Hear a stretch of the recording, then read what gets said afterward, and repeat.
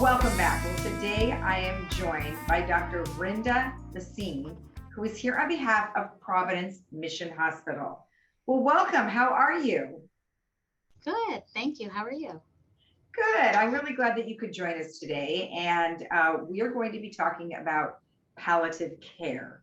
Now, first of all, what I'd love to do is just introduce you to the audience. Tell me a little bit about yourself. I'm actually an East Coaster. I'm from Canada, moved to California recently. My husband grew up here, so looking forward to better weather. You know, I can be out 365 days of the year, so I'm loving it, not missing winter at all. I got two little girls, so life is very busy, but it's amazing, very fulfilling at the same time. That is awesome. Now, what parts of Canada are you from? Toronto. Oh, got it. Okay, great. I lived Yes. in Montreal for many years, so I brought Oh, up learning French. well, oh, there you go. So you speak French as well as English. Correct. Yep. That's great. Are you carrying that on with your children too? You know what? No, there's so many things to learn. Spanish is really Exactly. big in California, so It I can is. speak. And if they learn that, that's very, very Yes, helpful for sure for the future. So, well, awesome. Well, that's welcome to California. And tell me what is palliative care? so palliative care, really, we provide care for any patient who has a chronic illness. And that can be a patient of any age at any stage of a disease process. And those disease processes can be cancer, end stage lung, heart, kidney disease, it can be dementia, Parkinson's disease. So we really see a variety of patients. Um, what we do is we ease a lot of symptoms. They have many symptoms over, the years, and our goal is to provide the highest possible quality of life. Mm, And really, what we try to do is support not only the patient's well-being, but also their loved ones. mm. Um, at the end of the day, we want the best possible outcomes for our patients. And studies show that with palliative care, patients actually live better, longer lives. And how do we do that? By focusing on quality of life and their autonomy. Do you have a fairly good sized group there for palliative care? Because I imagine you have an awful lot of patients that would come in on a regular basis. Yeah, most of the patients we do treat are cancer just because they are a lot more symptomatic.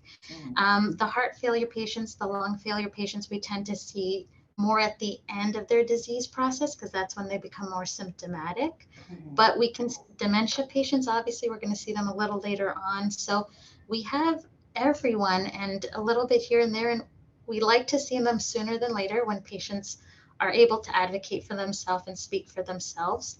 Because then their wishes become known rather than family members speaking for them. Right, right. And then exactly, you know, I think some people would probably compare this to hospice. Yeah. So is it different? Is it similar? So hospice really focuses on end of life. So the last 6 months of their life, where the treatment options are no longer available to them. And whereas palliative care is for any point in their illness simultaneously with treatment. So palliative care is really for anyone with a chronic illness, and they just are getting a far more support by establishing care in our clinic. We provide emotional support, we treat symptoms, and those symptoms can vary, right? Fatigue, pain, anxiety, shortness of breath, constipation, difficulty sleeping, loss of appetite. So we're there to support them, their symptoms, their loved ones, and really, what happens is when treatments aren't working, sometimes we're faced with having to make difficult decisions. So we want the patient and families to understand where do they stand in that disease process. They have to have a good understanding to make a decision whether what treatment option to pursue. So it's our job to help give them confidence, educate them, and help them understand so that they can make a decision that best suits their needs and goals. So, as physicians, we all give our recommendations, but it's my job to help the other physicians customize a care plan according to their goals. And we also help with coordinating care, communication with the other healthcare providers. And we're fortunately able to do this whether you're inpatient or like in the hospital or out of the hospital. Right, right. Well, look, there's a lot going on that you mentioned, and I think you seem like an extension of their doctor, of course, and their support group. Is this done strictly out at the hospital, or do you visit patients in their home? So I have a clinic in the Leonard Cancer Institute. We have a team in the hospital. So any patient who's admitted to the hospital, I do telehealth visits because a lot of my patients, have difficulty leaving the house. Yes. So clinic, telehealth visits, and in the hospital.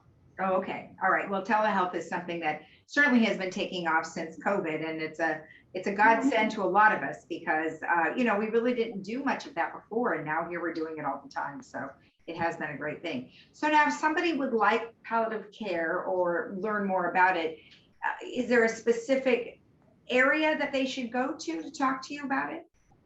So patients can talk to any physician that they're seeing, a cardiologist, pulmonologist, or their primary care physician, and talk about getting a referral. But patients can also self-refer. If they call my office, the clinic, Monday to Friday, 9 to 5, they can self-refer. We just go through the chart, make sure, the insurance is covered and make sure they're appropriate. Sometimes people believe I do pain management, like interventional pain management, which I don't do. So you just want to make sure patients are appropriate, and then we can make an appointment to do an in-office or telehealth consultation. Okay, great.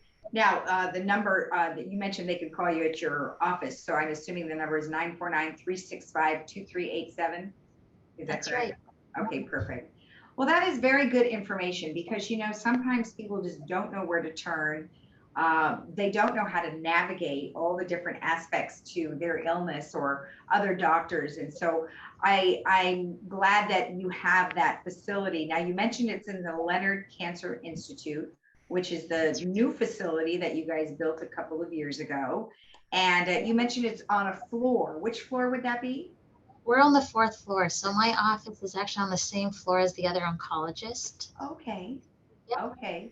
Well, if there was one other thing that you would like to mention to everyone about your palliative care program, what would you like to say? I think just a reminder that we're an extra layer of support. Treatments, your disease burden, the healthcare system can be so taxing, right? And so stressful to the patients and their family members. And we're really there to just help, make this journey a lot smoother for them. So it's an extra doctor, it's an extra team looking out for them. And for some patient, that's very, very beneficial. Exactly. And like you said, takes the stress off the family members as well. Well, thank you so Yes. much. It was very nice to meet you. I appreciate the information. Oh, thank you very much for having me. And we'll be right back after this.